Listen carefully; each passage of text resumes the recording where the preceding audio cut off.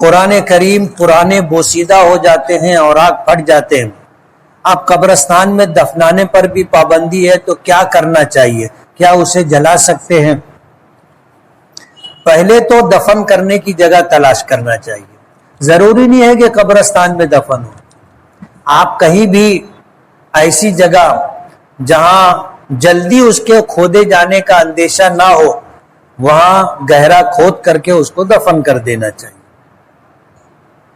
آپ اسے اپنے گھر میں بھی دفن کر سکتے ہیں،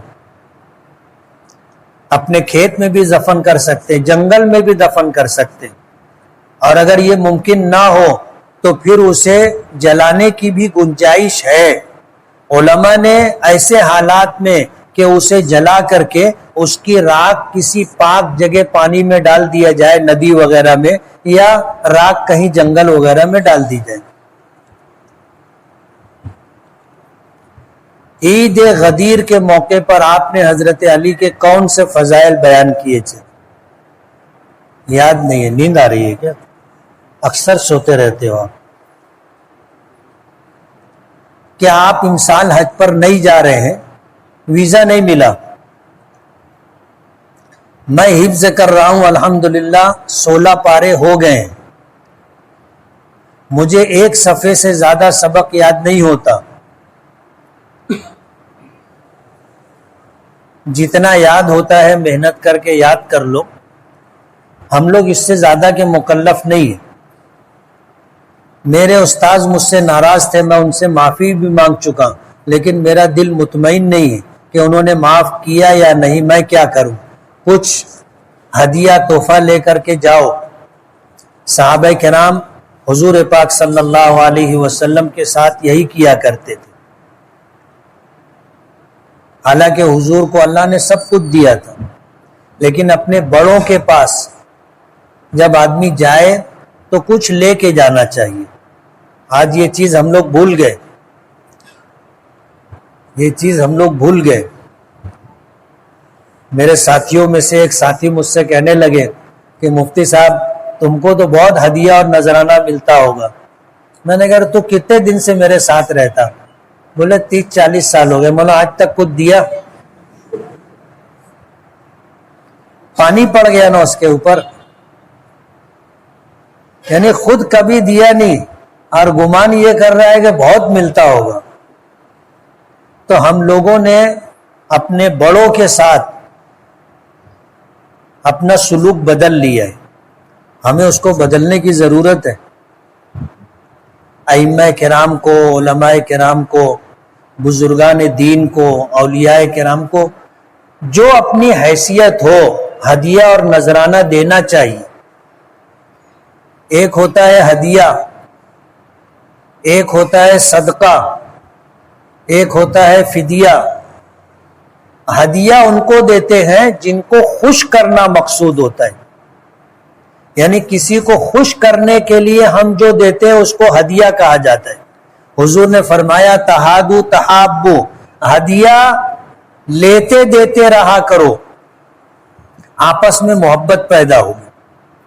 ہم لوگ نہیں دیتے، نہ اپنے ماں باپ کو دیتے، نہ اپنے بھائی بہنوں کو دیتے، نہ اپنے دوستوں کو دیتے، نہ اپنے بڑوں کو دیتے. نہیں دیتے. لیتے دیتے رہنا چاہیے.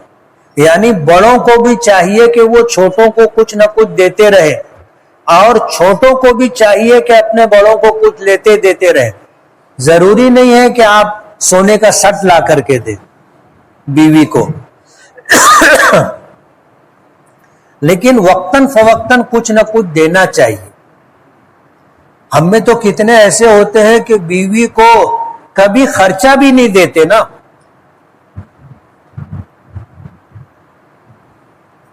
پوچھوں میں آپ لوگوں سے، کتنے لوگ ہیں جو اپنی بیوی کو ہفتے کا خرچہ دیتے ہیں؟ ہاتھ اٹھانا. بہت کم لوگ ہیں. ہماری جو گھریلو زندگی ناخوشگواری کے ساتھ گزرتی ہے، بلکہ یوں کہو کہ بیوی بھی کھینچ رہی ہے، شوہر بھی کھینچ رہا ہے اور چل رہی ہے. ایسی زندگی بھی کوئی زندگی ہے؟ بیوی کو جیب خرچ ہر ہفتہ دینا چاہیے، دیں گے نا؟ اس کی بھی ضرورت ہے، اس کی بھی ضرورت ہے۔ کچھ لوگ ایسا سمجھتے ہیں کہ بس صبح ناشتہ، دوپہر کا کھانا، شام کا کھانا، سال کے 2-4 جوڑے بنا دیے، بس ہو گیا نا، اور کیا چاہیے اس کو؟ اس کے پاس دل نہیں ہے، اس کی کچھ چاہتے نہیں ہے، اس کو اتنا پیسہ دے کے رکھنا چاہیے کہ وہ اپنی مرضی سے کچھ لینا چاہے یا کسی کو دینا چاہے تو لے دے سکے۔ کل جمعہ ہے، کل کیا ہے؟ جمعہ ہے۔ تم یقین مانو، اس پر عمل کر کے دیکھو۔ آپ اپنی بیوی کو جو بھی اپنی حیثیت ہے، 100، 200، 500، 1000، 5000، جو اپنی حیثیت ہے، آپ اس کو کل پیش کر دو، یہ جیب خرچ ہے۔ پھر تم دیکھو اس کا رویہ کیسا رہتا۔ کریں گے؟ آواز آنا چاہیے۔ نہیں، میں دوسری بات بول رہا ہوں۔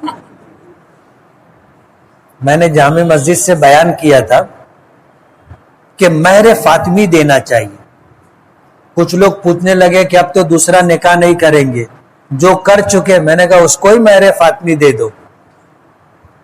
جب نہیں دیے تھے، جو طے ہوا تھا وہ دے دیے، آج اللہ نے حیثیت دی ہے، مہر فاطمی دے دو۔ تو کچھ لوگوں نے اس پر عمل کیا، جب عمل کیا تو وہ آواز مجھ تک آئی۔ کچھ عورتیں گھر پر آئی، آ کر کے انہوں نے کہا مفتی صاحب کو کہنا آپ کا بہت بہت شکریہ، آپ نے مہر فاطمی دینے کے لیے کہا، میرے شوہر نے مجھ کو مہر فاطمی دی۔ تو آواز آنا چاہیے کہ آپ نے جیب خرچ دیا، دیں گے نا؟ میں نے زید سے 2.5 لاکھ روپیہ قرض لیا تھا، میں لوٹا نہیں پا رہا ہوں، تو زید نے اپنے اکاؤنٹ کا سود کا پیسہ مجھے دیا اور کہا کہ یہ پیسہ تیرا ہے، مجھے دے کر کے مالک بنا دیا، اور اب کہتا ہے کہ تو مجھے واپس کر دے، تیرا قرض ادا ہو جائے گا۔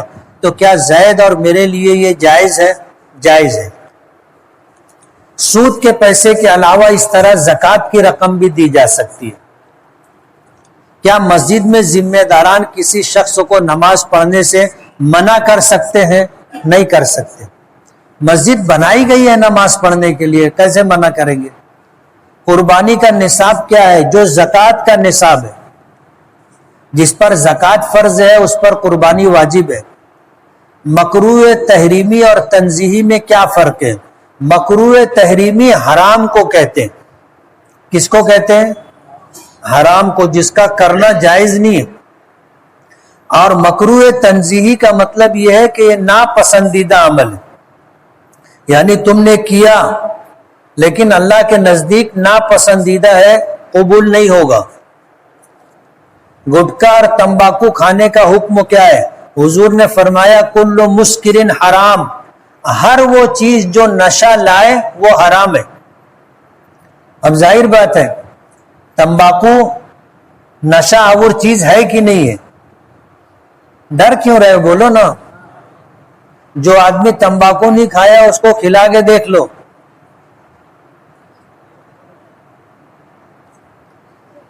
گھومنے لگ جائے گا۔ اور جتنا لوگ کھاتے ہیں اگر اتنا کھلا دیے تو ڈگرانے لگ جائے گا، لڑکھڑا کے چلے گا۔ اس لیے علماء کی ایک جماعت کہتی ہے ہر وہ چیز جو نشہ لائے وہ حرام ہے۔ اگرچہ بعض علماء تمباکو کو حرام نہیں مکروہ کہتے، لیکن حضور نے فرمایا ہے کل مسکرین حرام، ہر نشہ لانے والی چیز حرام ہے۔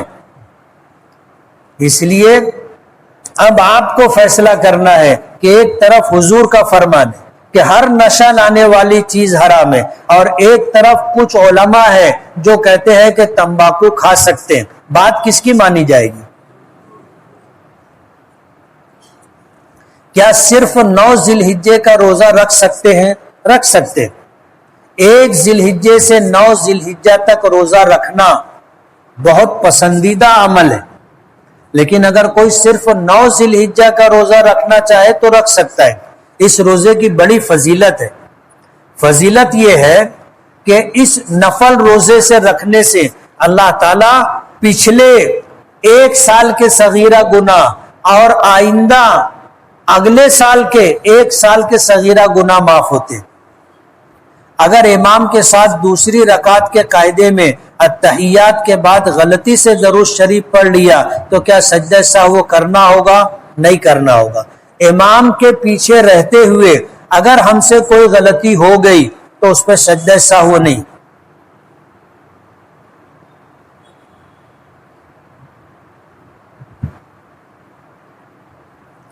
احتلام ہو جانے کی وجہ سے اندر کا جو کپڑا تھا وہ گیلا ہو گیا لیکن اوپر کا کپڑا پاک ہے، تو غسل کرنے کے بعد اوپر والا کپڑا پہن سکتے ہیں کیا؟ پہن سکتے ہیں، اس لیے کہ اگر ناپاکی لگے گی تو کپڑا ناپاک ہوگا اور نہیں لگی تو پاک رہے گا۔ اسی طرح بعض لوگ مسئلہ پوچھتے ہیں کہ جس کپڑے کو پہن کر کے ہم بستری کی گئی، ہم بستری کے بعد وہ کپڑا دوبارہ پہن سکتے ہیں کیا؟ اسے دھویا نہیں ہے، پہن سکتے ہیں، وہ کپڑا ناپاک نہیں۔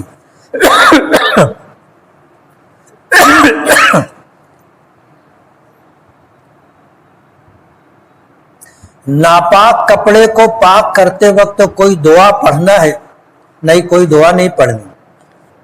ناپاکی 2 طرح کی ہوتی ہے۔ ایک ناپاکی وہ ہوتی ہے جو کپڑے پر لگے تو دکھائی دیتی ہے، تو ایسی ناپاکی کو اس طرح دھونا چاہیے کہ وہ دکھائی دینا بند ہو جائے، یعنی داغ دھبا دور ہو جائے۔ اور اگر داغ دھبا دور ہو گیا تو کوئی بات نہیں، اور اگر نہیں ہوا تو 3 مرتبہ رگڑ رگڑ کر کے اس کو دھونا اور نچوڑنا چاہیے، یعنی 1 مرتبہ اس کو اچھی طرح رگڑ کر کے دھوئیں اور پوری طاقت سے نچوڑ لیں تاکہ اس میں جتنا پانی ہے وہ نکل جائے، پھر دوبارہ اسی طرح کرے، پھر 100 بارہ اسی طرح کرے، تو وہ کپڑا داغ بھی باقی رہا تو بھی پاک کہلائے گا۔ اور اگر ناپاکی ایسی ہے جو دکھائی نہیں دیتی، جیسے پیشاب کے چھینٹے پڑ گئے تو اپنے ڈھونڈیں گے بھی تو نہیں ملے گی، تو بھی اس کو 3 مرتبہ آدمی دھوئے اور نچوڑ لے، کپڑا پاک ہو جائے گا۔ کوئی دعا نہیں ہے۔ میں روزانہ سوچتا ہوں کہ تہجد میں اٹھوں گا اور نماز پڑھوں گا، لیکن اٹھ نہیں پاتا، صحیح نیت نہیں رہتی، یہی سے نہیں اٹھ پاتا۔ بس پکڑنی رہتی ہے تو آنکھ کھلتی کہ نہیں کھلتی؟ اگر 5 بجے صبح بس ہو تو آدمی رات بھر کھٹکے کی نیند سوتا ہے۔ اگر 100% آپ طے کر لو کہ نہیں تہجد پڑھنا ہے تو آنکھ کھلے گی۔ آدھی رات میں اچانک آنکھ کھل جائے تو اس کا کیا مطلب ہے؟ اس کا مطلب یہ کہ تہجد پڑھو، اللہ نے آنکھ کھلوا دی ہے، اب اس کو بند مت کرو، اٹھو تہجد پڑھو۔ آپ مغرب کے بعد کون سا وظیفہ پڑھتے ہو؟ آیت الکرسی ہے اور کچھ دعائیں ہیں جو نبی کریم صلی اللہ علیہ وسلم سے منقول ہے۔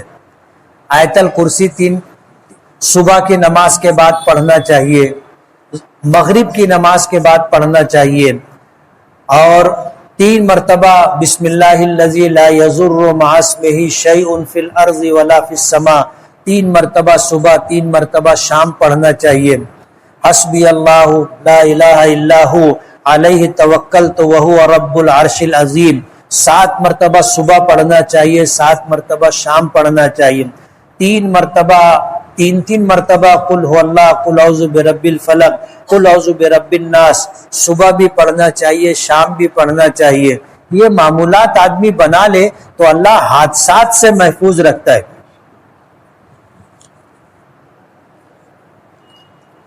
حضور کی خواب میں زیارت ہو جائے، کوئی مجرب عمل بتائیے۔ ہر ایک کے لیے الگ الگ عمل ہوتا ہے۔ اب تمہاری کیفیت کیا ہے تم کو معلوم، مجھے نہیں معلوم۔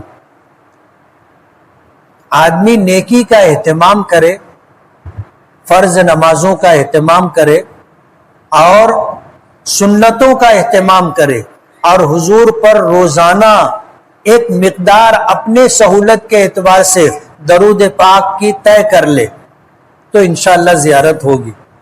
دیکھو جس سے محبت ہوتی ہے نا وہ خواب میں دکھتا ہے۔ افیئر ہو جاتا، کسی سے محبت ہو جاتی تو خواب میں دکھتا کہ نہیں دکھتا؟ دکھتا ہے۔ تو حضور سے اگر واقعی محبت ہے تو حضور کی زیارت ہوگی۔ ہماری مسجد میں ٹرسٹیان کی جانب سے کوئی زور زبردستی، کوئی دباؤ نہ ہونے کے باوجود امام صاحب عید الاضحیٰ کی نماز مسجد میں پڑھاتے ہیں، تو کیا امام صاحب کو سنت کے چھوڑنے کا گناہ ہوگا؟ ہوگا۔ اگر ٹرسٹی لوگ بھی بلا ضرورت عیدین کی نماز یعنی عید الفطر کی نماز اور عید الاضحیٰ کی نماز تھوڑی سی سہولت کے لیے کہ قربانی کرنی ہے مسجد میں اگر پڑھواتے ہیں تو گنہگار ہوں گے۔ عیدین کی نماز عیدگاہ میں پڑھنا سنت مؤکدہ ہے۔ پورے شہر میں چند ایسی مسجدیں جس میں بوڑھے بیمار جا کے نماز پڑھ سکے، ان کی جو عیدگاہ نہیں جا سکتے وہ لوگ نماز پڑھے، ان کے لیے آپ رکھ سکتے ہو۔ باقی جو آدمی عیدگاہ جا سکتا ہو وہ اگر بلا وجہ بلا ضرورت کے مسجد میں نماز پڑھ رہا ہے عیدگاہ چھوڑ کر کے تو وہ بھی گنہگار ہے۔